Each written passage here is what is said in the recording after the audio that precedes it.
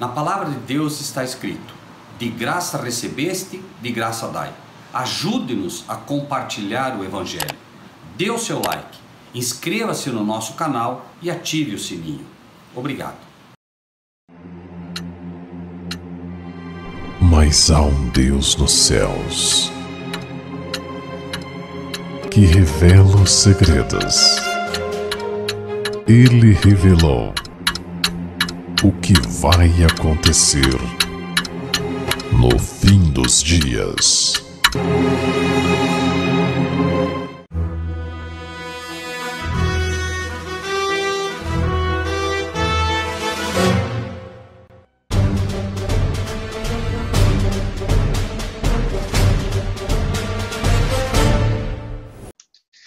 Graça e paz da parte de Deus o Pai e de nosso Senhor Jesus Cristo, na comunhão do Espírito Santo.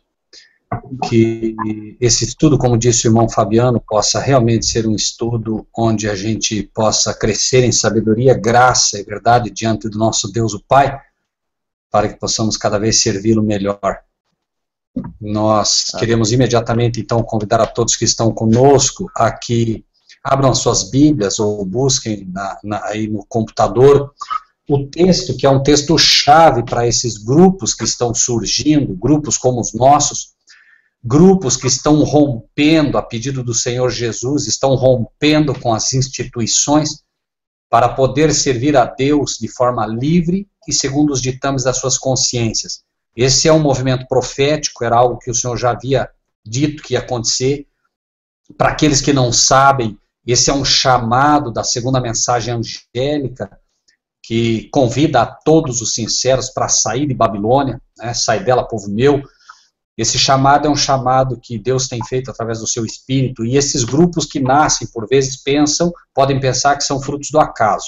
Jamais pensem isso, né? Cada um de nós, cada um dos que são chamados aqui, cada um dos que estão aqui, a Jânia, que está começando com a gente, a Esther, que entrou aí, enfim, esses outros que já fazem parte, né, dos nossos estudos, vão poder perceber, pouco a pouco, que impressionante é esse chamado que Deus faz. Então, vamos para o livro de Mateus 24, iniciando.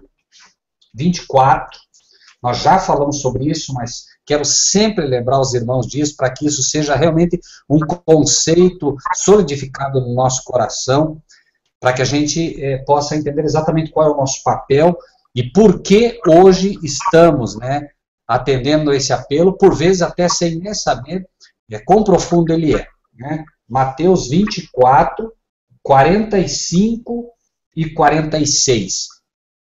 Diz o texto. Esse texto, essa pergunta que Jesus faz, é uma pergunta que é feita logo após aquilo que é conhecido como o sermão profético de Jesus, tá? Então, nós estamos falando de profecia. A proposta de hoje é por que estudar as profecias. Então, nós vamos ver também como isso está intimamente ligado a esse texto. A pergunta que é feita é: quem é, pois, o servo fiel e prudente que o Senhor constituiu sobre a sua casa para dar o sustento ao seu tempo? O sustento ao seu tempo é a verdade presente. O sustento ao seu tempo é a profecia, né? E aí, bem-aventurado aquele servo que o seu Senhor, quando vier, o achar servindo assim. Então, a pergunta aqui é uma pergunta que Jesus faz a cada um de nós, e se nós estamos hoje buscando aprender sobre profecia, se estamos buscando aprender sobre a verdade presente, se de alguma maneira nós cansamos de ouvir os sermões de sempre, né, nas igrejas e acabamos saindo delas, é porque esse chamado no coração estava, essa pergunta estava no coração, e embora ela fosse indelével, ela de certa forma era como aquela questão de Paulo, né, que diz que recalcitrava com os aguilhões. Os aguilhões são a força do Espírito Santo trabalhando na nossa mente, tentando convencer-nos de algo, e por vezes nós sentimos os aguilhões, mas não sabemos exatamente de onde vem e por quê.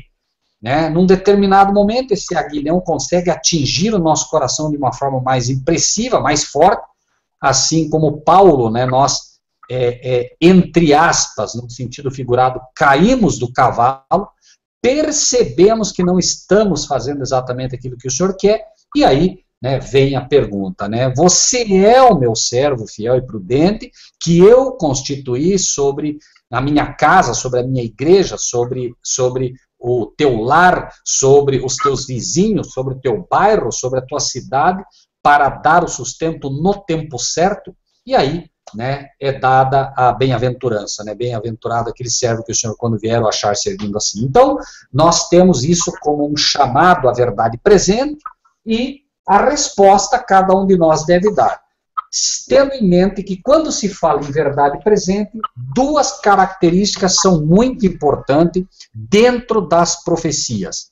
Servo fiel, então é preciso fidelidade com Deus para poder receber a luz das profecias, porque se você não for fiel, não há razão para que Deus te dê, né, aquilo que é o melhor vinho que foi reservado para as bodas de Canaã. Nas bodas, lembrem-se, o melhor vinho ficou para o final. Esse melhor vinho são as profecias, é aquilo que realmente Deus tem de melhor para o seu povo, por isso é destinado apenas aos servos, e é necessário fidelidade e também prudência.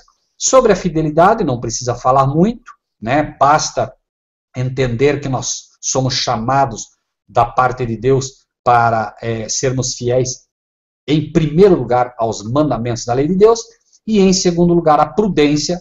É só a gente observar como falsos profetas têm se levantado pelo mundo afora, apresentando as profecias mais absurdas que se podem imaginar.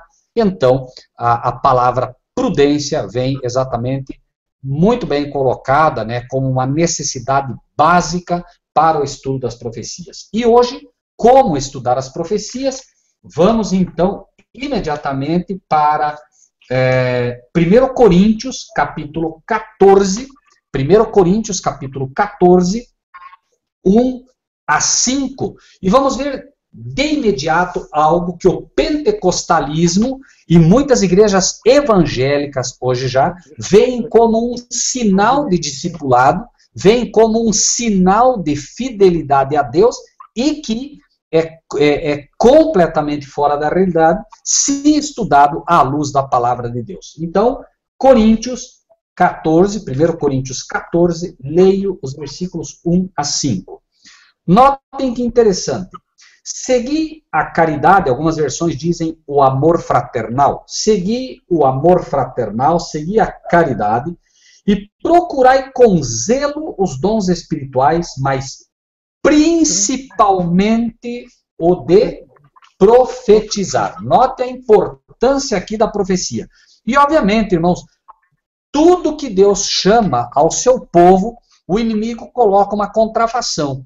Então, algumas pessoas dizem o seguinte, não, elas estão profetizando na igreja. E aí ele profetiza que você vai ganhar um carro, outro profetiza que não sei quem vai ganhar uma casa, e outro profetiza que vai ter sucesso financeiro. Não é disso que se está falando. Está falando principalmente o de profetizar, ou seja, sobre profecias. Porque o que fala a língua estranha não fala aos homens, senão a Deus. Porque ninguém o entende e em espírito fala de mistérios. Mas o que profetiza fala aos homens para edificação, exortação e consolação. O que fala a língua estranha edifica-se a si mesmo, mas o que profetiza edifica a igreja. E eu quero que todos vós faleis línguas estranhas, mas muito mais que profetizeis, porque o que profetiza é maior do que o que fala línguas estranhas, a não ser que também interprete para que a igreja receba edificação. Note que interessante. O apóstolo Paulo, por pelo menos 3 vezes, repete aqui que o dom da profecia é maior do que o dom das línguas estranhas, mas infelizmente as igrejas parecem ou não entender, ou que eu acredito, por não entenderem as profecias, simplesmente fazem de conta que esse texto não existe, para que não fiquem, quem sabe, em maus lençóis. É raríssimo né, um pastor que realmente conheça um pouco de profecias, e talvez daí, né, este abandono, né. E falando sobre a importância da profecia, amados irmãos e irmãs, e justamente para que a gente possa ver como esse chamado da parte de Deus é impressionante, eu repito sempre, esse chamado de Deus não é um chamado para que nós, como povo, nos salvemos, mas é um chamado para glorificar a Deus, é um chamado para que nós tenhamos, assim, de forma bastante clara aquilo que nos é dado. E veja, então, como isso é importante, quando ele diz, inclusive, para que a igreja receba edificação. Vamos para o livro de Provérbios, capítulo 29, versículo 18. Não vamos falar aqui das línguas estranhas, porque não é o caso, nós já vamos ter futuramente um estudo sobre isso, já falamos alguma coisa, mas hoje vamos especificamente, né, falar sobre a importância de estudar as profecias, né, entender algumas pequenas questões que certamente vão nos ajudar, né, para que a gente possa ter uma visão, quem sabe, um pouco diferente daquela que tivemos até aqui, né. Então, o livro de Provérbios mostra de maneira bastante clara a importância, né. Capítulo 29, Provérbios, capítulo 29, versículo 18. Não havendo profecia, o povo se corrompe, mas o que guarda a lei, esse é bem-aventurado. Então, é um fato. A profecia, como a verdade presente, ela não permite que o povo se corrompa. Se as igrejas estudassem as profecias, elas conseguiriam ver quão próxima está a vinda de Cristo, elas conseguiriam ver os sinais que estão acontecendo, que gritam aos ouvidos de cada ser humano, como que dizendo, prepare-se para se encontrar com o teu Deus, prepare-se para encontrar-te com Cristo. E eu pergunto, quem é que poderia, olhando os sinais que acontecem hoje à luz da Bíblia, né? Nós tivemos até agora uma catástrofe em Santa Catarina, né, terrível.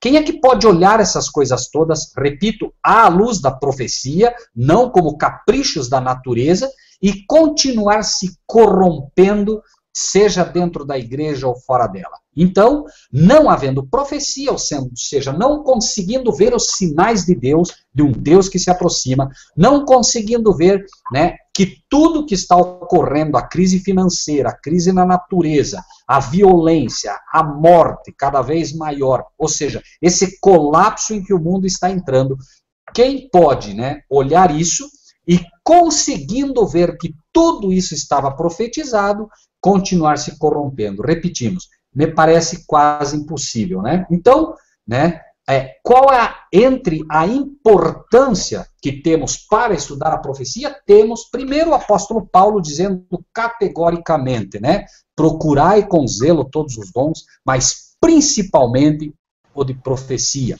Por quê? Porque a profecia, ou o profetizar da maneira correta, edifica a igreja, né? E a igreja recebe edificação. Essa edificação não é que a igreja cresce em membros, não é que a igreja cresce em tamanho, não é que a igreja cresce em poder, não é que a igreja cresce em dinheiro, a igreja cresce em santificação. Isso é que Deus realmente quer da sua igreja. Deus quer uma igreja pura, Deus quer uma igreja santa. Não esqueçam que Deus empenhou a sua palavra diante de homens, diante de anjos, tanto caídos como anjos leais, e diante do próprio inimigo, de que ele terá uma igreja pura. A igreja que é relatada em Efésios, para que agora pela igreja a multiforme sabedoria de Deus seja apresentada. E também, não esqueçam que nós, cada um de nós, de uma forma toda especial aqui, somos convidados a fazer parte dos 144 mil. Por isso, irmãos, lembrem-se, os 144 mil são aqueles que não se contaminaram com mulheres, são aqueles que não estão contaminados com os ensinos das igrejas institucionais. Por isso nós precisamos sair destas igrejas, por isso nós aceitamos a esse convite do Espírito de Deus, relatado em Apocalipse 14, que é onde está mostrada ali a missão dos 144 mil, tendo como primeira mensagem angélica, temei a Deus e dá-lhe glória, porque é chegada a hora do seu juízo, adorai aquele que fez o céu, a terra, o mar e as fontes das águas. Prestem atenção, amados, temei a Deus e dai-lhe glória, porque é chegada a hora do seu juízo. Isso é profético, você tem que entender qual é esse tempo, qual é essa hora em que é chegado o juízo. E a segunda mensagem angélica, também em Apocalipse 14, né, no chamado que nós temos, né, quando se vê aquele anjo voar pelo meio do céu, né, dizendo a todos, né, caiu Babilônia, aquela grande cidade que a todas as nações deu a beber do vinho da ira da sua prostituição. Se você junta essa mensagem ao Apocalipse 18, onde você vê essa mensagem sendo repetido, né, é dito, caiu a grande Babilônia, se tornou morada de demônios, abrigo de todo espírito imundo, etc, etc, etc, e finalmente sai dela povo meu. E por que é dito ali, sai dela povo meu, né? Versículo 4, sai dela para não ser participante dos pecados dela e para não incorrer nas pragas dela. Por isso nós somos hoje chamados para sair dessas igrejas, por isso esses pequenos hangouts, por isso Deus está unindo pessoas que estão cansadas, né, de ouvir, como falamos antes, as mesmas coisas, e estão buscando alimento sólido. Este é um povo que não quer mais o leite, é um povo que quer o alimento sólido, o alimento que é dito na palavra de Deus, né, que a palavra de Deus não fere se não for para curar. Então, nós sabemos que o alimento sólido ele fere, mas ele cura. O remédio para o pecado, numa época em que o diabo está trabalhando com afinco, sabendo que pouco tempo lhe resta, conforme Apocalipse capítulo 12, né, o remédio para o pecado hoje é exatamente a profecia. Não havendo profecia, o povo se corrompe. Então, nós temos, em primeira instância, a importância. Em segundo lugar, né, como estudar as profecias? Vamos para o livro de Isaías, capítulo 28. Isaías, capítulo 28, em primeiro lugar. 28. Pois não, irmão? É só para mostrar que o irmão está com razão. O Ratzinger, o Bento XVI, em 2009, ele fez uma declaração, tem vários registros aí nos jornais, em revistas, na internet, que nós não deveríamos chamar a Igreja Católica de irmã, porque ela não é irmã das igrejas evangélicas, ela é a mãe.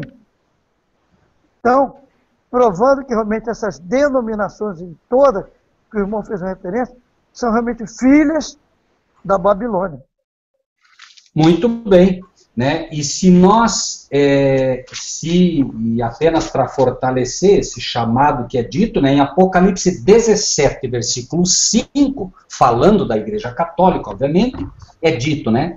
Na sua testa estava escrito o nome, mistério, a grande Babilônia, a mãe das prostituições e abominações da terra, né? Lembrem-se, irmãos, que a palavra de Deus ensina que nós não devemos temer aqueles que podem fazer mal ao corpo. Antes, né, algumas versões dizem aquele que faz dano ao corpo. Antes devemos temer aquele que pode lançar a alma no inferno. Somente a força religiosa pode lançar uma alma ao inferno. Ou seja, né, ensinando doutrinas espúrias, ensinando doutrinas erradas, né, que isso. Por isso, ela é, como disse o pastor Juliano, a mãe das meretrizes e das abominações da terra, né. Isaías capítulo 28, não confundir, por favor, Igreja Católica com católicos. Os católicos são pessoas que nós não podemos julgar, nós somos devedores a gregos e a bárbaros, nesse caso eles são os gregos, né, é um povo que não tem o conhecimento de Deus, tem suas superstições, tem suas lendas, tem seus dogmas, né? Mas nós somos devedores a eles pela luz que temos. Então, não podemos de maneira nenhuma julgá-los. Tá? A Igreja Católica é que é julgada pela própria Bíblia e não por nós. Tá? Então, muitas vezes as pessoas até dizem, vocês falam mal da Igreja, vocês falam mal do Papa. Lembrem-se, amados de Deus, que quando Jesus um dia chamou a atenção do Papa da época, que era o sumo sacerdote, alguém deu um tapa no rosto de Jesus e disse, é assim que tu falas ao sumo sacerdote? né? Se quiserem entender assim, não haverá mal. É assim que você fala com o Papa da época, né? Ele era o sumo pontífice, por assim dizer, né? Era a autoridade máxima da igreja na época. E Jesus diz, se eu falei mal, dá testemunho do mal. Mas se eu falei bem, por que me feres? Então não confundam, irmãos. Jesus ali, ao chamar, né, os fariseus, os sacerdotes, né, esse povo todo, inclusive ao chamar eles de filhos do diabo, ele estava falando bem. E por que ele estava falando bem?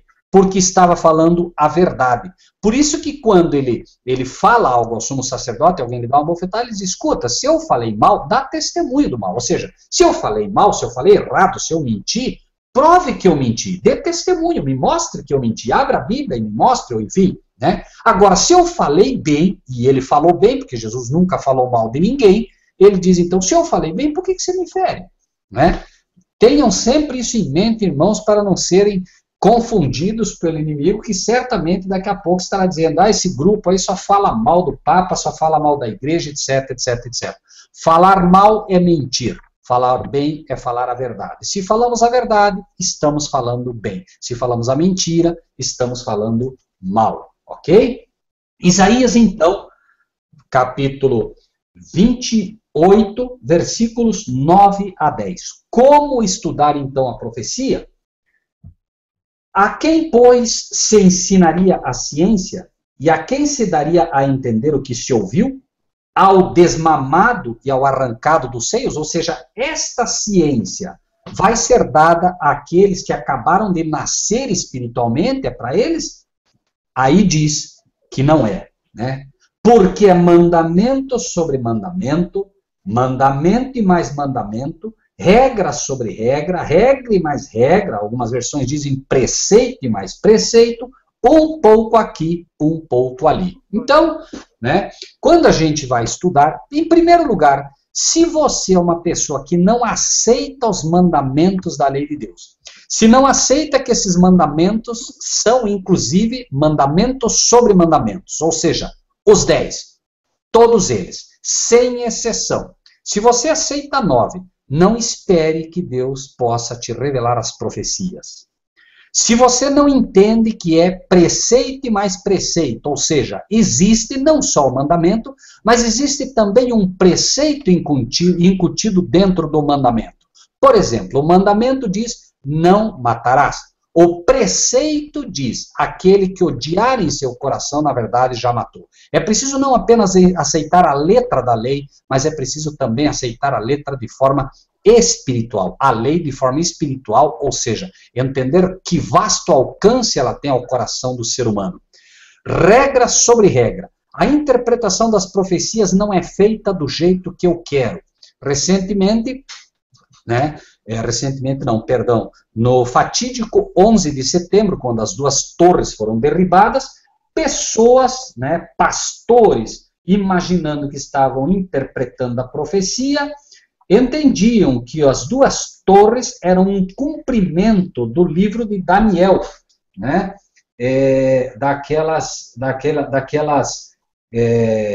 daqueles chifres, um chifre que crescia mais do que o outro, e entendiam que ali estava em cumprimento quando caiu. Mas é curioso, porque quando você lê Daniel 8, no versículo 20, que é realmente onde se apresenta a profecia das duas pontas, uma que cresceu mais que a outra, eles diziam que as duas pontas eram os dois prédios. O Daniel 8:20 diz, aquele carneiro que viste com duas pontas, das quais uma cresceu mais, são os reis da Média e da Pérsia. Curioso que eles usavam uma interpretação toda particular, quando a Bíblia já respondia de forma clara que eram os reis da Média e a Pérsia. Claro que os reis da Média e da Pérsia têm um novo cumprimento, mas não deixam de ser reis da Média e da Pérsia, agora em sentido figurado, espirituais. Apenas para que a gente veja como é preciso realmente respeitar as regras bíblicas. As regras bíblicas são regras sobre regra, ou seja, você tem regras bíblicas, uma delas que diz que você deve permitir que a própria Bíblia interprete a profecia. Segundo, regra e mais regra, um pouco aqui, um pouco ali. Você lê o contexto todo da profecia. Primeiramente, você procura aqui, onde você está estudando a profecia, você procura ver se aquele simbolismo está decodificado pela Bíblia. Se não estiver, um pouco ali. Você vai buscando cada vez mais longe, quão longe e necessário for, para poder encontrar. Não é difícil, nós vamos ver um exemplo mais à frente. Então, não é ao desmamado, não é aquele que nasce, como uma criança espiritual. A profecia requer realmente que seja um servo, e um servo só é servo quando obedece, obviamente, e é necessário fidelidade. Para haver fidelidade, obviamente, você tem que ter o conhecimento básico das coisas de Deus, você tem que entender, como falamos sobre os mandamentos, e finalmente, você tem que ser uma pessoa bastante prudente, e a prudência é uma coisa que o tempo com Deus é que te dá. É muito natural que os novos não sejam muito dados à prudência. Por isso a profecia também, ela requer, que a pessoa ela tenha assim bastante conhecimento bíblico para que ela possa usar desta prudência e entender as profecias como devem ser. Obviamente que não é fácil buscar um pouco aqui, um pouco ali, se você não tem conhecimento mínimo da Bíblia. Você iria procurar, por exemplo, um texto como de Apocalipse 17 ou Apocalipse 12, falando da mulher vestida do sol, e você não tem ideia, por exemplo, onde você encontraria a decodificação da palavra mulher. Obviamente que fica bem mais difícil, Mas, por isso é que a Bíblia te dá pequenas regras e devagarinho você vai aprendendo. Então, o primeiro como é mandamento sobre mandamento, mandamento e mais mandamento, regra sobre regra, regra e mais regra, um pouco aqui, um pouco ali. Em toda a Bíblia, nós devemos buscar essa decodificação. Um outro aspecto do como está em Eclesiastes 1, 9 e 10. Eclesiastes 1, 9 e 10. Esta regra de Deus que está em Eclesiastes, ela é fantástica, irmãos. Por quê? Porque essa pequena regrinha, ela ajuda bastante a gente, ela é um salvo-conduto, por assim dizer, que Deus nos dá maravilhosamente, para que a gente tenha um caminho um pouco mais seguro nas profecias. Eclesiastes 1, 9 e 10. Vejam que maravilhoso isso. O que foi, isso é o que há de ser. E o que se fez, isso se tornará a fazer, de modo que nada há novo debaixo do sol. Há alguma coisa de que se possa dizer, vê, isto é novo? Já foi nos séculos passados que foram antes de nós. Veja que maravilhoso, irmãos. Deus, ele tem a história do mundo, a história do planeta Terra, tão na mão, e isso é para o planeta Terra, amados irmãos. Note que diz aí, de modo que nada há de novo debaixo do sol. Debaixo do sol somos nós, irmãos. Acima do sol está Cristo, acima do sol está o nosso Deus, em outra galáxia, em outro local que não este nosso. O pecado está no planeta Terra, então Deus mantém a Terra em uma sujeição tal que, por amor a nós, ainda que o diabo queira, ele não pode participar da história sem que ele repita os mesmos erros e os mesmos problemas. Por quê? Porque Deus colocou como uma regra dele: o que foi, isso é o que há de ser. E o que se fez, isso se tornará a fazer, de modo que nada há novo debaixo do sol. Isso é para que nós possamos, olhando como aconteceu no passado as coisas, para o futuro poder ver como vai acontecer. Por exemplo, Nimrod, o fundador da Torre de Babel. Notem que curioso.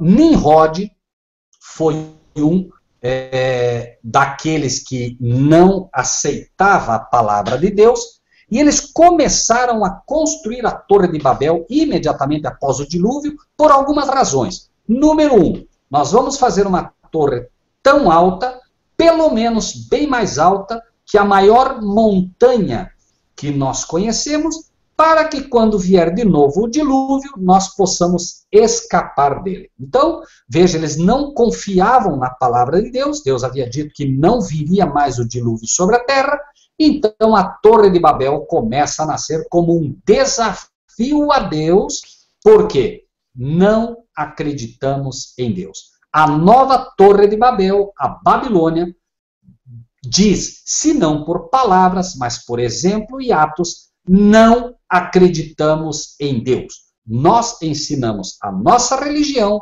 nós ensinamos a nossa palavra, a nossa liturgia, os nossos dogmas, porque não acreditamos na palavra de Deus. Né? Então, por mais que use, né, como um invólucro do cristianismo, a Igreja Católica sempre será o que ela, de fato, é no seu nome. Igreja Católica Apostólica Romana. Então, se você observa a Torre de Babel, ela é levantada sobre a não crença em Deus, né?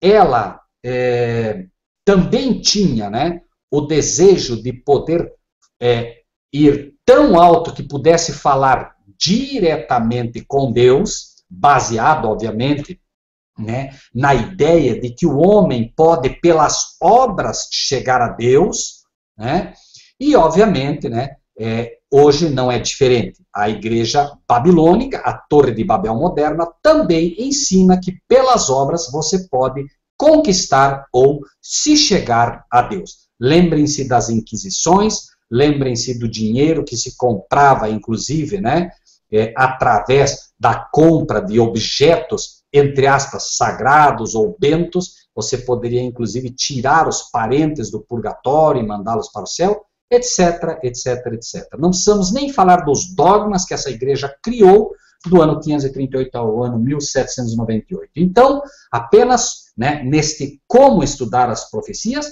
temos ainda, né, o Eclesiastes que diz: o que foi, isso é o que há de ser, e o que se fez, isso se tornará a fazer, de modo que nada há de novo debaixo do sol. Então, Deus permite que a história se repita, para que a gente possa olhar para o passado, olhando as coisas passadas, e perceber como ela acontecerá no futuro. São vários os exemplos, mais um apenas bem rápido para os irmãos terem isso claro. Lembrem-se de Jezabel e Elias. Jezabel perseguiu Elias, procurou matá-lo de todas as formas, e se os irmãos vão para as 7 cartas às igrejas, os irmãos vão verificar que uma das cartas às igrejas,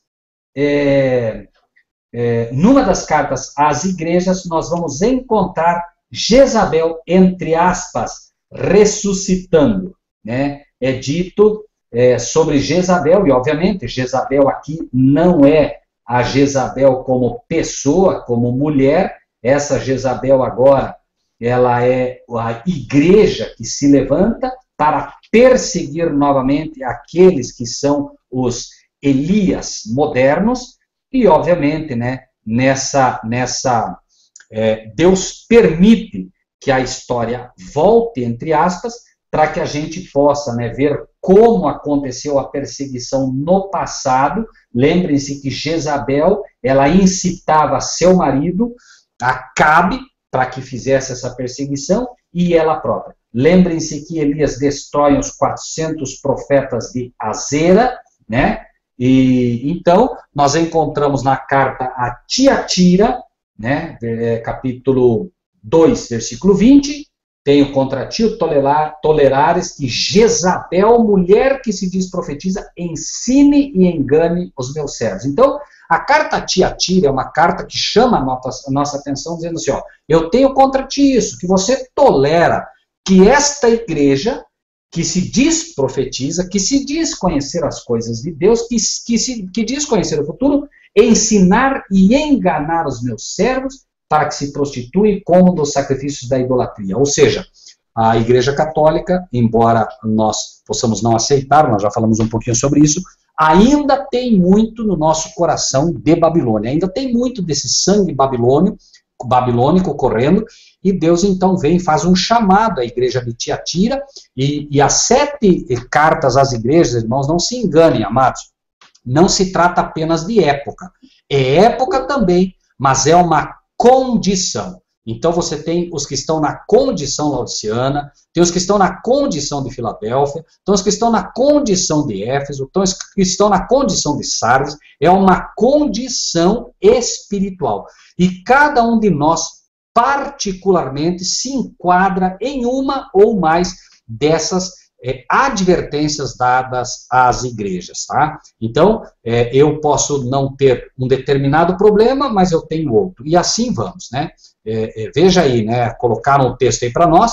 Tenho, porém, contra ti o tolerares que esta igreja, Jezabel, que a si mesma se declara profetiza, profeta, conhecedora das coisas profundas de Deus, não somente ensine, mas ainda seduza os meus servos a praticarem a prostituição. Obviamente, essa prostituição é uma prostituição física, né? A comerem coisas sacrificadas aos ídolos, né? Obviamente, também isso não é literal, irmãos, isso é espiritual.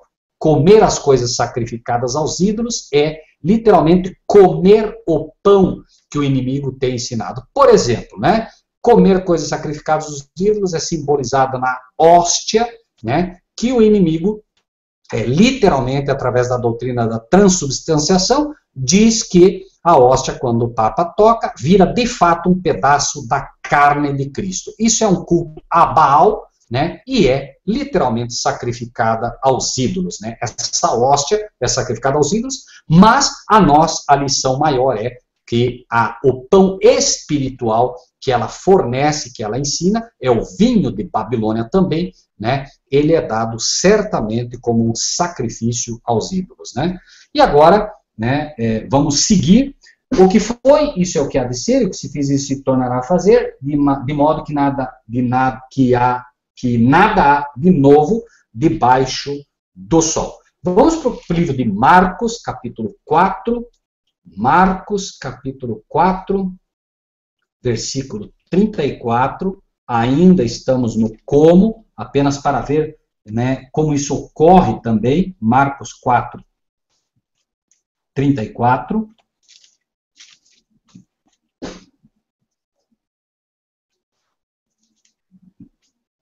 E aí nós vamos ver agora esse como de uma forma um pouquinho diferente.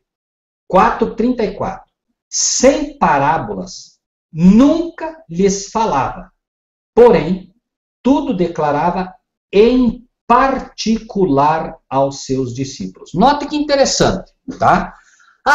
Jesus, quando o seu ministério começa a encerrar, ele começa a falar por parábolas. E havia uma razão. A razão está no livro de Lucas, capítulo 8, versículo 10. Por que ele falava em parábolas? Tá? Apenas para a gente ter esse conceito aqui. Capítulo 8, versículo 10 de Lucas, 9 e 10, perdão. E os seus discípulos o interrogaram, dizendo, que parábola é esta? E ele disse, a vos é dado conhecer os mistérios. Veja, isso não é doutrina. As doutrinas não são mistérios. Os mistérios são as profecias, tá? A vos é dado conhecer os mistérios do reino de Deus. Mas aos outros por parábolas, né? Ou pode-se ler aqui também profecias. Jesus, repito, Jesus enquanto na terra, no final do seu ministério terrestre, falava agora em parábolas. E hoje, no final do seu ministério celestial, ele fala em parábolas. De novo, leia-se profecias, né? Então, aos outros por parábolas, para que vendo não vejam e ouvindo não entendam. Notem que é exatamente o que acontece. As pessoas hoje, né, aqueles que a quem não é dadas as profecias, eles abrem o livro de Apocalipse e assim como Lutero, que para a época não tinha luz, não era chegado a ele, não era a época de entender o livro de Apocalipse, ele simplesmente dizia, eu não vejo no Apocalipse senão bestas e feras.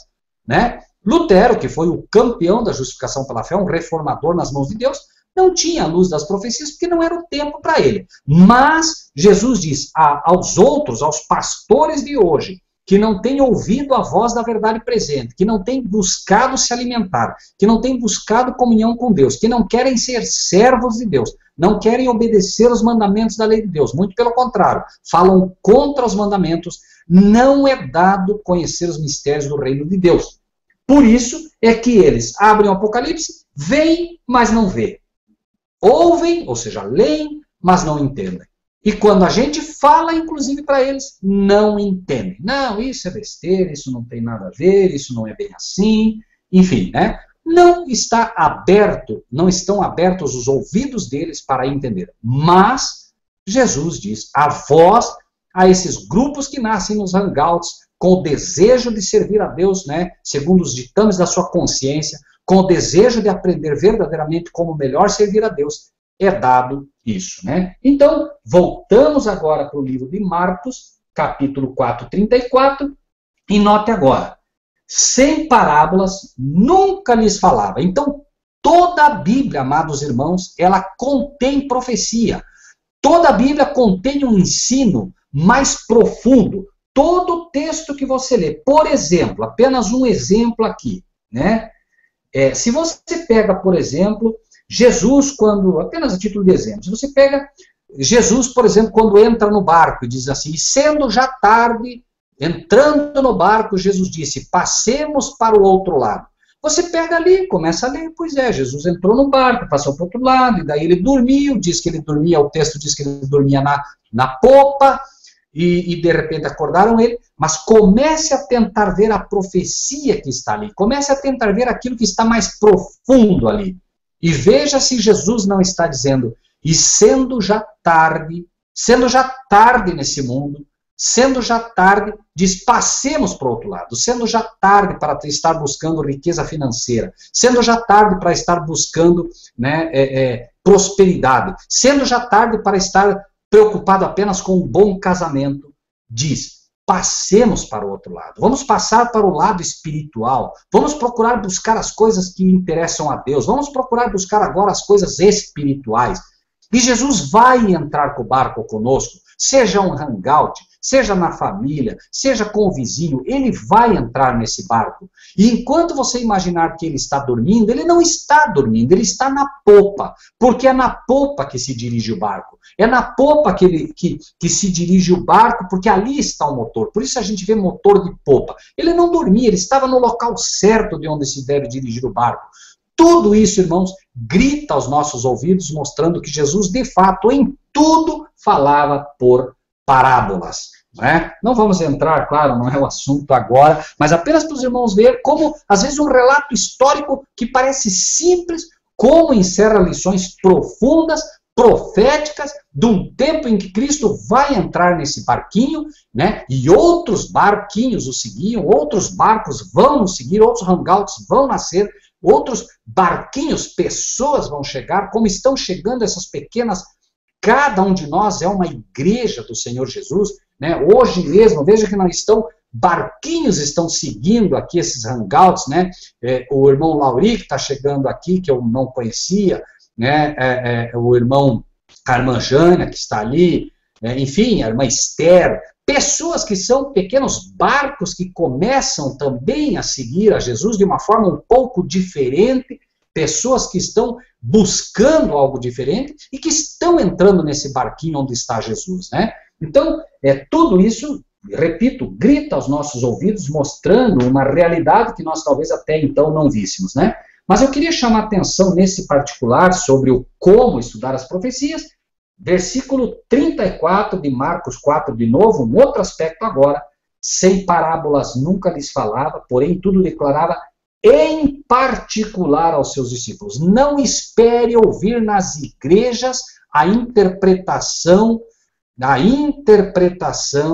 das profecias. Irmãos, notem, por exemplo, o livro profético de Jesus. Vamos para o livro de Mateus, capítulo 24. Vamos ver o que aconteceu ali. Note, diz, sem parábolas nada lhe falava, porém tudo declarava em particular aos seus discípulos. Vamos para o livro de Mateus 24, 1 a 4, então. Mateus 24, 1 a 4. Prestem atenção, amados irmãos. Jesus dá uma profecia aqui, só que ele dá uma profecia e joga ela como que uma parábola. Veja, 24. Vamos tentar entender um pouquinho aqui de como funciona isso. Mateus 24, 1 a 4. Quando Jesus ia saindo do templo, aproximaram-se dele os seus discípulos para lhe mostrarem a estrutura do templo. Me permitam fazer uma pequena analogia aqui. Quando Jesus ia saindo da Igreja Universal, apenas uma analogia, por favor, ou da Igreja da Graça, ou do Templo de Salomão, que se construiu hoje, aproximaram-se os membros da Igreja para mostrarem a estrutura da Igreja Universal, para mostrarem que bonita que ela era, que grande que ela era. E é o que os membros fazem hoje. Eles olham para nós, que nem igrejas temos, e dizem, olha a nossa igreja, olhem os nossos templos, olhem os nossos edifícios, olhe que maravilha que é. Nada há de novo debaixo do sol. O que foi, será. Os discípulos também foram mostrar a igreja para Jesus. Olha, Senhor, que maravilha a nossa igreja, Senhor. Olha que bonita. Olha o que Jesus diz. Não vedes tudo isso? E havia muita gente ali fora. Não vedes tudo isso? Em verdade vos digo que não ficará aqui pedra sobre pedra que não seja derribada. Por que Jesus diz isso? Porque as pessoas, os membros, defendem a igreja mais do que a verdade. Então, eles estão preocupados com a igreja. E você diz, você precisa aceitar a verdade presente, você precisa entender o que Deus espera de você. Não, eu já tenho minha igreja. Vai falar para quem não tem igreja. Vai falar para quem não conhece a Jesus. Que terrível. Mas aí, né, no versículo 3, que é o chave, ele joga isso, as pessoas ouviram, não deram muita bola, como a grande maioria não dá bola, porque está presa à igreja. Mas aí, o que é que diz? Estando assentado no Monte das Oliveiras, chegaram-se a ele os seus discípulos, como? Em particular, dizendo, dize-nos, quando serão essas coisas e que sinal haverá da tua vinda e do fim do mundo? Lógico, uma igreja como aquela, com pedras, com o peso de 1 tonelada, eles imaginaram, bom, para não ficar pedra sobre pedra, como Jesus, só o fim do mundo. Mas o que aconteceu? Eles foram em particular falar com Jesus. Eles não estavam, agora eles ficaram preocupados. Quiseram mostrar para Jesus que bonita que era a igreja universal, que bonita que era a igreja adventista, que bonita que era a igreja tal, que bonita e os templos, e os edifícios, e os colégios, e os hospitais que pertencem a essa igreja. E Jesus diz, não vai ficar pedra sobre pedra. E sabe por que não vai ficar pedra sobre pedra? Porque vocês preferem a igreja do que a mim. Eu sou o verdadeiro fundamento da igreja, vocês nem perceberam, eu nem estou mais dentro dessas igrejas e vocês continuam lá. Vocês amam a igreja e não a mim. Vocês fizeram da casa do meu pai uma casa de negócios. Eu não posso mais ficar ali, não posso. Então Jesus está tentando mostrar que o que foi no passado continua a ser. E se essas pessoas entendessem o que Jesus fez naquela época com o chicote, entenderiam o que ele está dizendo hoje, quando ele grita, dizendo, eu não estou mais aí. Vocês acreditam que eu nasci, né? Vocês acreditam que eu nasci numa manjedoura por quê? Eu poderia ter nascido num palácio, mas eu não nasci lá. Eu preciso que entendam o caráter da minha missão. E o caráter da minha missão não é feito de beleza. O inimigo é que procura exaltar a beleza, né? Sobre Cristo é dito, nele não havia parecer nem formosura. Mas é impressionante como o povo continua cego e não consegue ver essas coisas. Então, em particular, quando você lê a parábola, quando você lê a profecia, quando você lê o Apocalipse e de joelhos no chão você diz, Pai, me ajuda, Pai. Eu quero aprender, me ajuda, Pai. Eu não tenho, Pai, luz sobre isso. Envia teu anjo para abrir o meu coração, abrir a minha mente. Envia o teu espírito para isso, Senhor. Lembrem-se, irmãos, né, que Apocalipse 1 é pelo anjo Gabriel, o anjo mais poderoso hoje do céu, que é dada a revelação do Apocalipse para o povo o povo de Deus na terra, os seus servos, né? Então, nós temos, num primeiro momento aqui, que não será dentro das igrejas, irmãos, né, igrejas institucionais, que nós vamos aprender sobre as profecias, né? A profecia, irmãos, elas devem ser entendidas à luz de Deus e da forma como Ele explicita, né?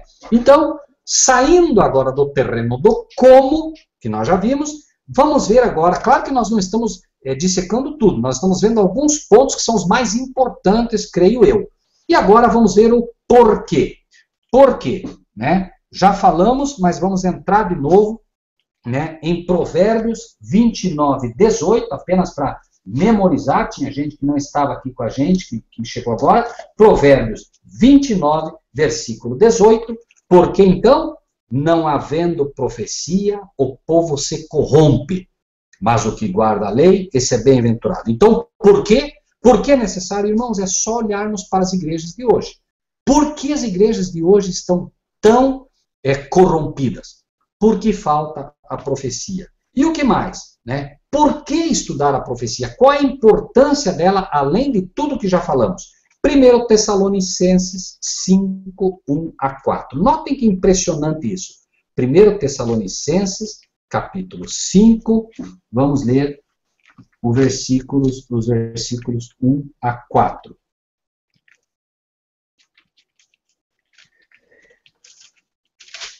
É dito aqui: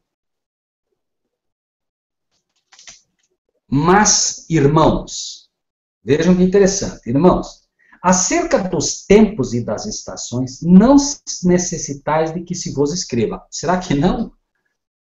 Porque vós mesmos sabeis muito bem que o dia do Senhor virá como ladrão de noite. Bom, aqui o pastor fecha a Bíblia, está vendo? O dia do Senhor vem como ladrão de noite. Não adianta querer descobrir que não vai descobrir. O dia é hora, ninguém sabe. E encerra seu assunto aqui. Mas prestem atenção nesse texto do porquê que é importante estudar a profecia. 1 Tessalonicenses 5, 1 a 4. Mas, irmãos, acerca dos tempos e das estações, não necessitais de que se vos escreva, porque vós mesmos sabeis muito bem que o dia do Senhor virá como ladrão de noite. Muito bem, mas para quem vem como ladrão de noite? Prestem atenção, irmãos. Pois que quando disserem quem? Os ímpios, os governantes, os falsos pastores, os padres, quando disserem a paz e segurança, então lhes sobrevirá repentina destruição, como as dores de parto àquela que está grávida, e de nenhum modo escaparão. Quem não escapará? Aqueles que dizem paz e segurança. Não se alarme. Esse grupo de fanáticos, esses fundamentalistas, esses grupinhos de hangouts, esses grupinhos aí que estão aí perdidos, que nem a igreja tem, eles ficam fazendo alarmismo com as profecias, ficam falando do Papa, ficam falando da igreja, ficam falando desses sinais. Não se alarmem, mas olha o que Deus diz então no versículo 4. Mas vós, irmãos, já não estáis em trevas, para que aquele dia vos surpreenda como um ladrão. Então, peraí. O dia de Cristo vem como um ladrão para os que não conhecem a Deus, para aqueles que não conhecem as profecias. Quem de nós, amados irmãos, conhecendo as profecias, conhecendo o que Deus disse sobre os fins dos tempos, poderia hoje dizer a paz e segurança? É só olhar à nossa volta. É claro que todas essas calamidades, o diabo vai dar um pequeno refresco para que todos pensem que agora há paz e segurança. O diabo vai tentar fazer ver que o milênio de paz será aqui na terra, e nós sabemos que não será. O diabo já está dizendo paz e segurança, igreja. Por quê? Porque seremos todos arrebatados antes disso. Nenhum de vocês vai passar por isso. Tenham calma, vocês estão seguros, tenham paz. Quando isso é um ledo engano, porque o inimigo está ensinando paz e segurança para as igrejas hoje, mas nós não podemos estar em trevas. Por quê? Para que aquele dia nos surpreenda como ladrão. Estudando as profecias, nós não seremos tomados pelo engano. Ok? Então, Finalmente, vamos agora para ver a quem é destinado. Uma vez que não é destinada a profecia, né, para esses que não querem ver.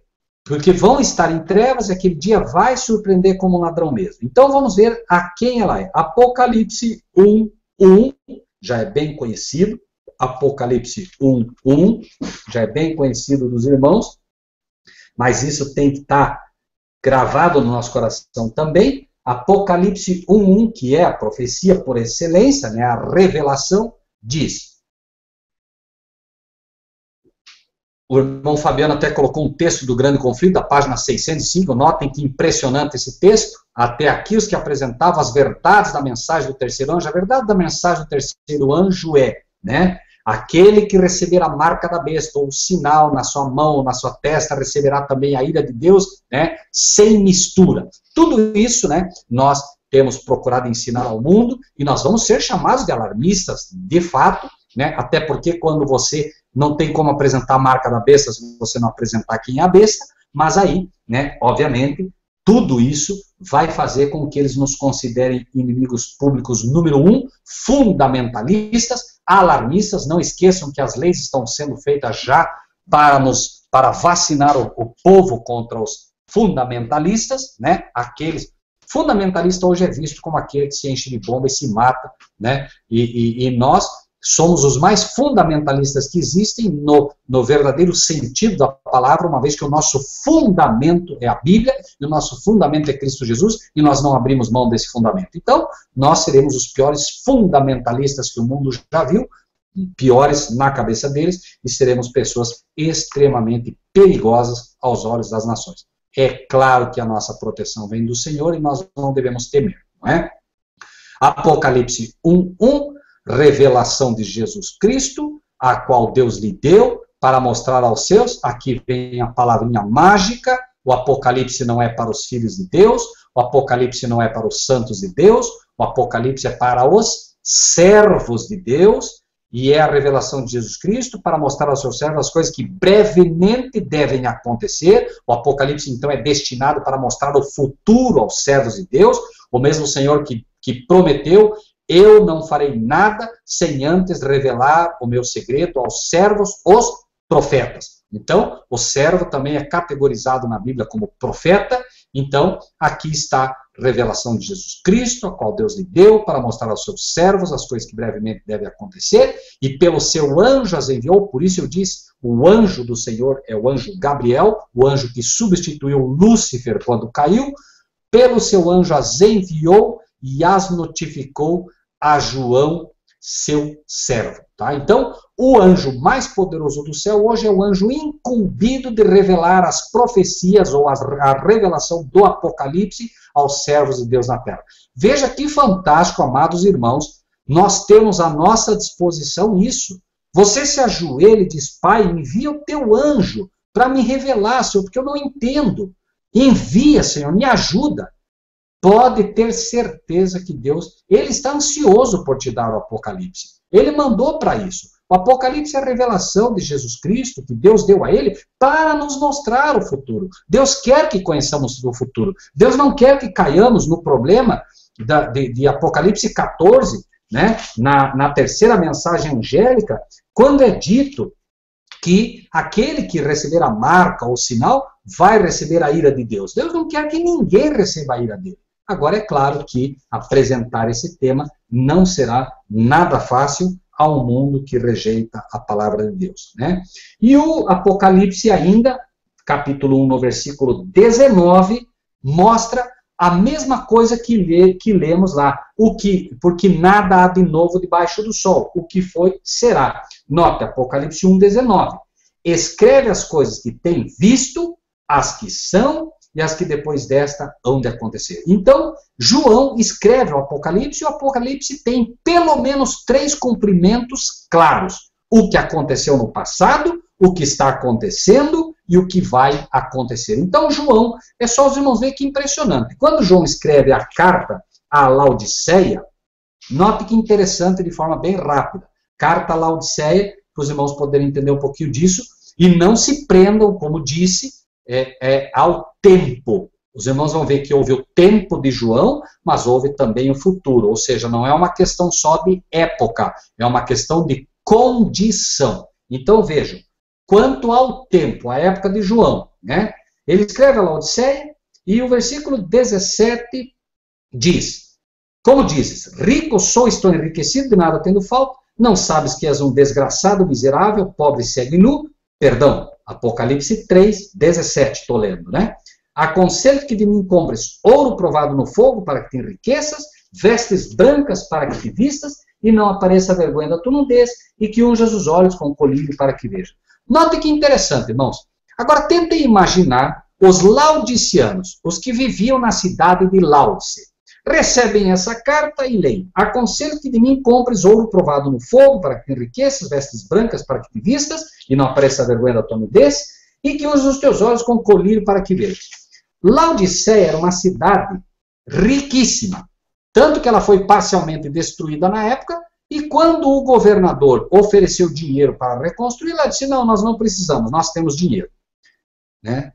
Era uma cidade que vendia muita lã negra, e se orgulhava da lã negra, certo? Lã negra.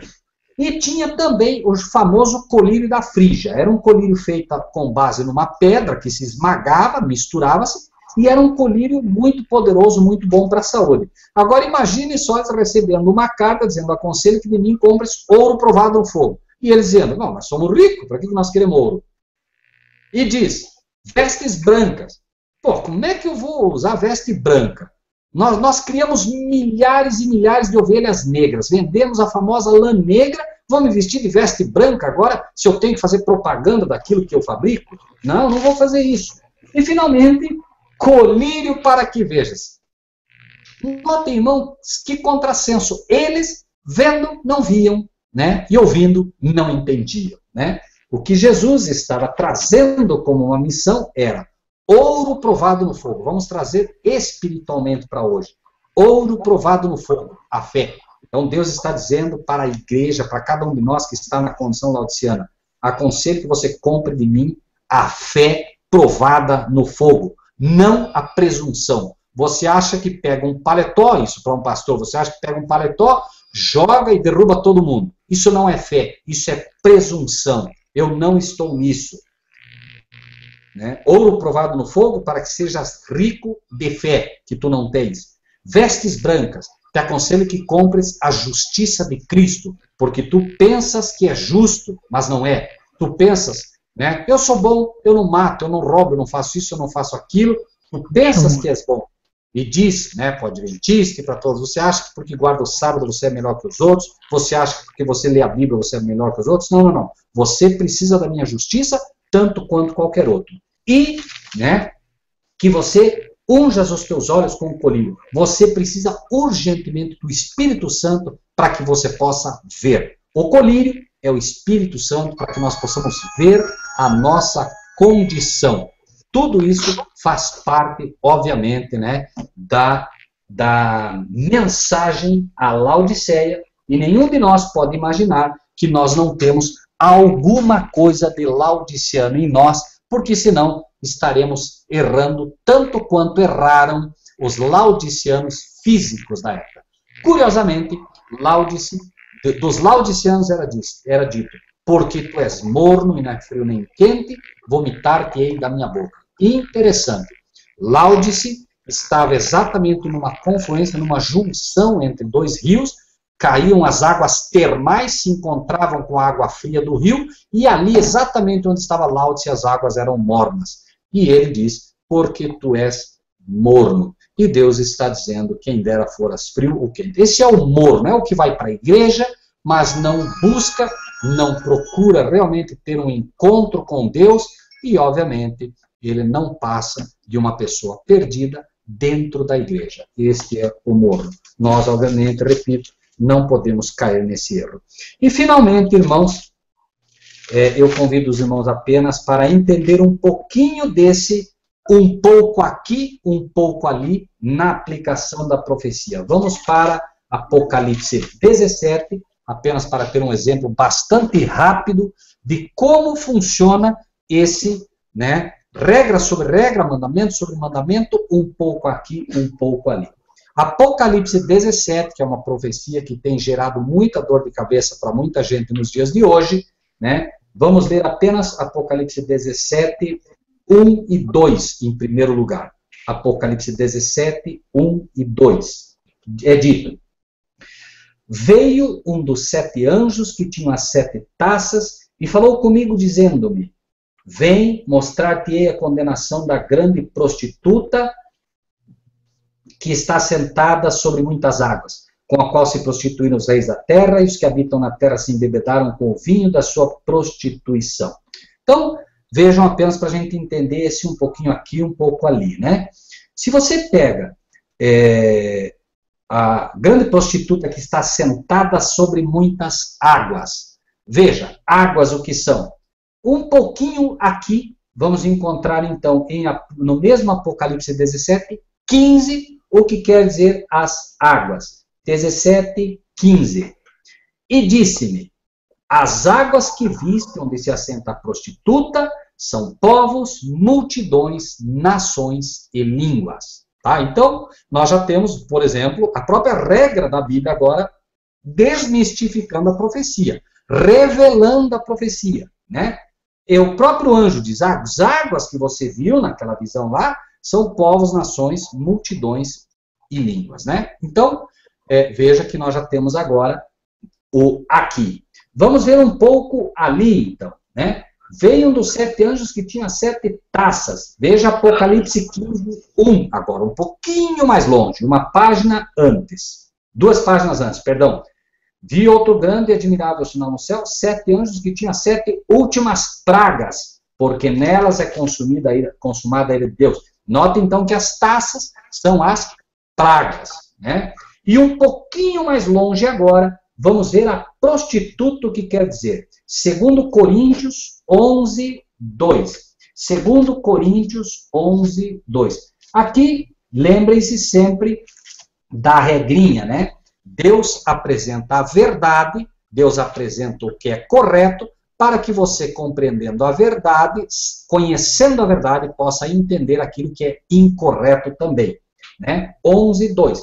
Porque estou zeloso de vós com zelo de Deus, porque vos tenho preparado para vos apresentar como uma virgem pura a um marido, a saber, a Cristo.